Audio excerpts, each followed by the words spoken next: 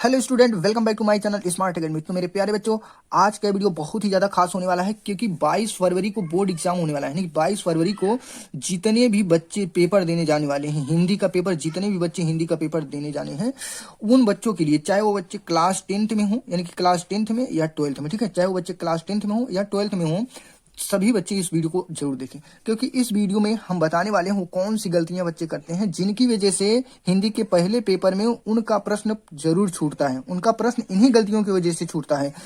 तो ये कुछ गलतियां हैं जिनको मैं बताने वाला हूं, आप लोग बहुत ही ज्यादा ध्यान से देखिएगा, ठीक है, बहुत ही ज्यादा ध्यान से देखिएगा। वो कौन कौन सी गलतियां हैं जो हिंदी के पहले ही पेपर में बच्चों का क्वेश्चन ज्यादातर छूट जाता है, ठीक है। और इन्हीं गलतियों की वजह से बच्चों का जो है नंबर बहुत ही कम हो जाता है। जिनका 90 नंबर आना चाहिए उनका जो है 65 हो जाता है। और कुछ बच्चे ऐसे भी हो जाते हैं जो पास होते होते भी वो फेल हो जाते हैं। तो इन गलतियों को आप लोग जरूर सुधार कर जाइएगा, यानी कि पूरे वीडियो देखिए और कौन सी गलतियां हैं, ये गलतियां नहीं करना है, ठीक है। तो 22 फरवरी को हिंदी के पेपर में, चाहे वो क्लास 10th में हो या क्लास 12th के बच्चे हों, दोनों के लिए ये वीडियो है, ठीक है। तो उन्हीं गलतियों को आपको हम पे फोकस कराना चाहता हूं कि जो गलतियां बच्चे करके पेपर में जो है अपना नंबर कम कर लेते हैं। अगर आपके पास ये वीडियो पहुंच ही गया है, आप इस वीडियो को देख रहे हो, तो वीडियो को पूरा देखिएगा क्योंकि इस वीडियो को देखने के बाद आप ये जो कुछ गलतियां करने वाले हो, इस गलती करने से आप बच जाओगे। इससे आपका नंबर भी ज्यादा मिलेगा और आपको पेपर देने में कोई दिक्कत नहीं होगी, ठीक है। जितनी भी सारी समस्याएं आती है पहले पेपर में, ठीक है, पहले पेपर में जितनी समस्याएं आती हैं उन सभी को मैं बताने वाला हूं ताकि आप उसको दोहराओ ना। अगर आप उनको दोहराओगे नहीं तो आपका प्रश्न भी नहीं छूटेगा और आप पेपर अच्छे से दे लोगे, ठीक है। तो यानी कि परीक्षा केंद्र पर जाने से पहले आप लोग परीक्षा केंद्र पर पहुंचने से पहले ये वीडियो आप लोग जरूर देख के जाइएगा, ठीक है, ताकि आप लोग वो गलती ना करो, ठीक है। तो अगर आपके रिलेशन में आपके फ्रेंड हैं जो बोर्ड एग्जाम देने वाले हैं तो उनके पास ये वीडियो जरूर भेजिएगा और उनसे कहिए कि इसको जरूर देख के जाएं ताकि वो गलती ना करें, जिनसे इनका 20 से 25 नंबर भी कम हो जाता है, वो ना कम होगा और जो गलतियां करने वाले हैं वो गलतियां नहीं करेंगे, ठीक है। तो यहाँ बताते हैं आप लोग को क्या क्या गलती नहीं करना है। तो सबसे पहले यहाँ टाइमिंग का देखिए, यहाँ पे क्या है, समय का।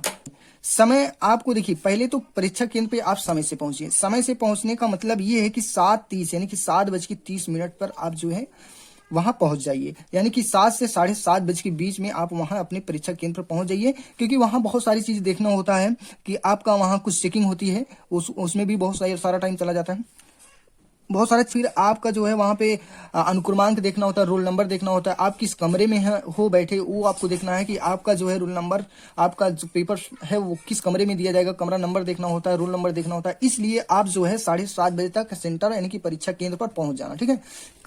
ये पहली गलती नहीं करना है, यानी कि आपको ये नहीं देखना है कि, क्योंकि देखिए कभी कभी क्या होता है, रास्ते में अगर आप साइकिल से जा रहे हो, साइकिल भी पंचर हो सकती है, ठीक है, साइकिल भी पंचर हो सकती है, या आप गाड़ी से जा रहे हो, बाइक से जा रहे हो, उसमें भी कोई प्रॉब्लम हो सकती है। तो इसलिए 1 घंटा पहले ही आप निकलिए और 1 घंटा आधे घंटे पहले आप सेंटर पे पहुंच जाइए, यानी परीक्षा केंद्र पर आप पहुंच जाइए, ठीक है। ये सारी समस्याएं आती हैं और ऐसे समय पे जरूर आता है कि कहीं आपकी गाड़ी या जाने आने का साधन में जरूर समस्या हो जाती है, या वहां पे पहुंचने के बाद जो भी चेकिंग वगैरह होता है, क्लासरूम भी देखना होता है और उसके बाद के रोल नंबर अपना चेक करना होता है। तो ये सभी 7:30 बजे तो वहां पहुंच जाना है, ठीक है। जो क्लास 10th में, यानी कि क्लास 10th वालों के लिए बता रहा हूँ, जो क्लास 10th में, ठीक, कम से कम 1 घंटे पहले पहुंच जाना है, ठीक है। कोशिश ये रहनी चाहिए कि आप वहां जूते और मोजे ना पहन के जाएं, और अगर आपको पहनना है तो यहाँ पे आप सैंडल पहन सकते हैं। क्या, सैंडल पहनिए, या फिर आप यहाँ पे स्लीपर यानी कि चप्पल पहन कर जा सकते हैं। तो ये दोनों में से कोई एक आप पहन के जाइए, यहाँ जूते और मोजे मत पहन के जाइए क्योंकि वहां परीक्षा केंद्र पर ज्यादातर लोग, बच्चे चीट वहां पे यानी कि लेकर जाते हैं, ठीक है, चीट नकल करने के लिए। इससे क्या होता है, टीचर वहां पे जूते और मोजे दोनों उतरवाते हैं तो उसमें भी आपका टाइम जाएगा। जो भी लोग वहां पे आएंगे चेकिंग करने तो पहले जूते वालों को जरूर चेक करते हैं। उसमें आपको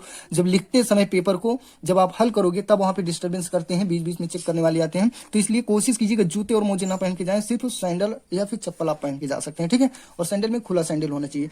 तो ज्यादातर यही स्लीपर आप पहन के जाइए। अगला क्या है, देखिए अगला सबसे ज्यादा खास है कि पेन और प्रवेश पत्र, आधार कार्ड। देखिए इसमें आपको कौन सा पेन लेके जाना है, पेन लेके जाना। पेन इसमें देखिए आप ध्यान दीजिए, पेन में आपको 2 नीला पेन लेके जाना है, ठीक है, यानी कि 2 नीले पेन और 2 काले पेन और एक जो है स्केल लेके जाना है, ठीक है, स्केल यानी कि पटरी, एक पटरी लेके जाना है स्केल, और 2 काला पेन 2 नीले पेन लेके जाना है। वो भी वॉल पेन रहना चाहिए, ठीक है, वॉल पेन लेके जाना है, ठीक है, 3 वाला 4 वाला जो मिलता है वही लेके जाना है, ठीक है, जेल पेन नहीं लेके जाना है।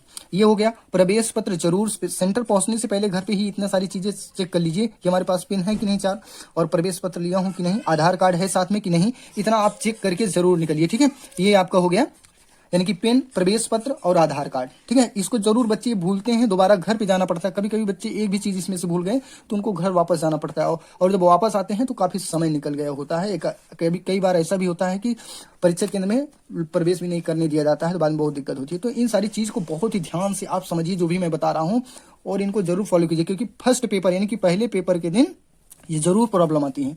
अगला देखिए, यहाँ पे आपका उत्तर पुस्तिका और अनुक्रमांक किसमें शब्दों और अंकों में आपको लिख कर जाना है, यानी कि घर पे 2-3 बार लिख के प्रैक्टिस कर लेना है कि आपको अंकों और शब्दों में जो आपका रोल नंबर है, अनुक्रमांक है, उसको शब्दों और अंकों दोनों में अच्छे से लिख कर जाना है प्रैक्टिस करके। ठीक है, और अपने उत्तर पुस्तिका में इसको दोनों डालना है। ठीक है, अनुक्रमांक यानी कि शब्दों में और अंकों में दोनों डालना पड़ता है। ठीक है, तो इस बात को आप ध्यान रखना, इस चीज को आप बहुत ध्यान रखना। ठीक है, इसको जरूर करके जाना।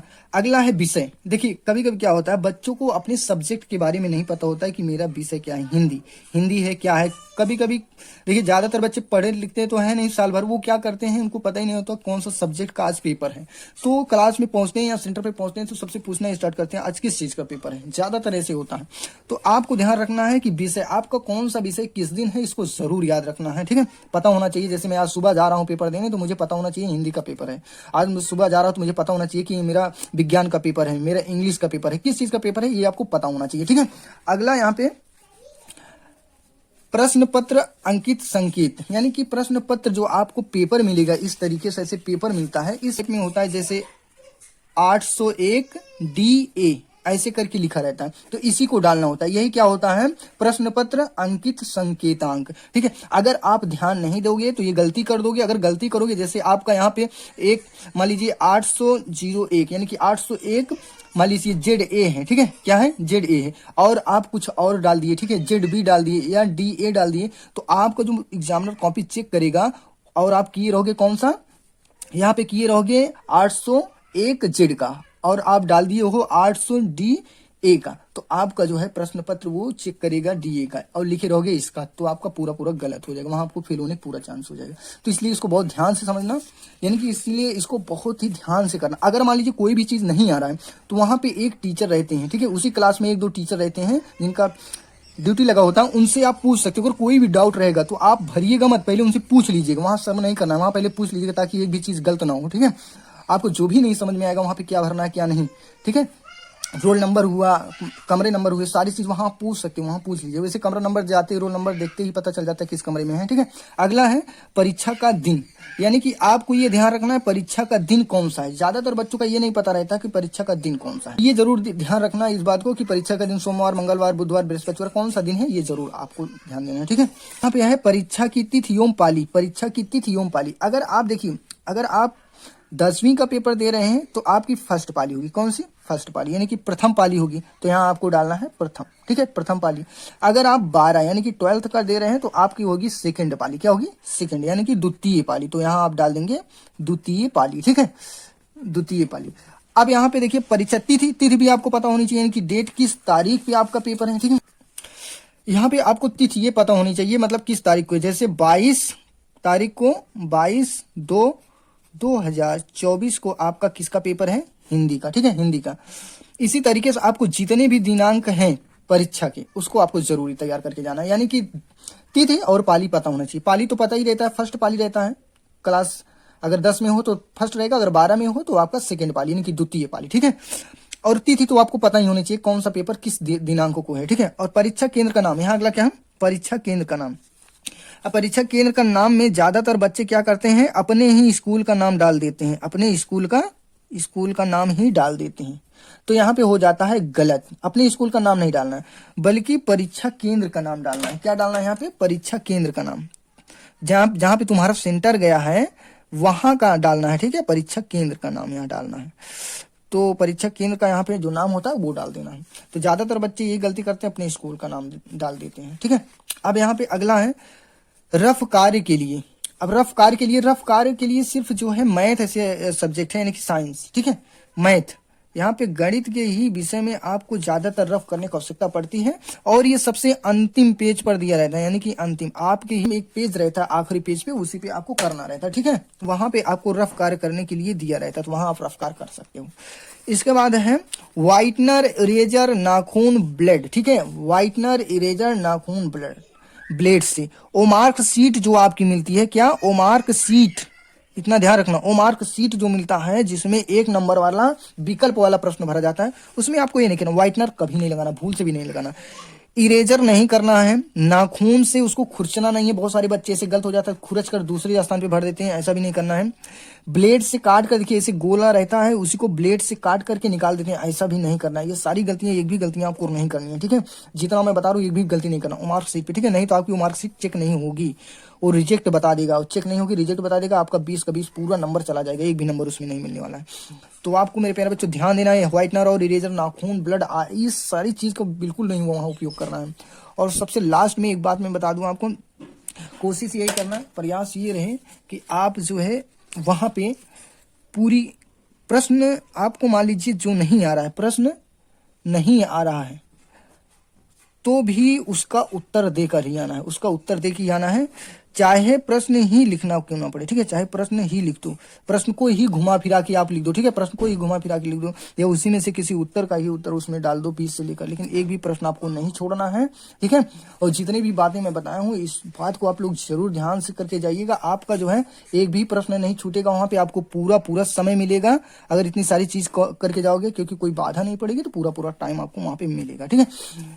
तो वीडियो को आप लोग लाइक कीजिए, अपने दोस्तों के साथ भी इसको शेयर कर दीजिए, ताकि वो भी ये सारी बातें जान जाएं, ठीक है, उनको भी ये सारी बातें पता चल जाए, ताकि वो भी कोई गलती ना करे, ठीक है। वीडियो को लाइक कर दीजिए, चैनल पे नए हो तो चैनल को सब्सक्राइब कर दीजिए, और अपना बोर्ड एग्जाम देने चाहिए, आपके लिए बहुत बहुत हमारी तरफ से शुभकामनाएं।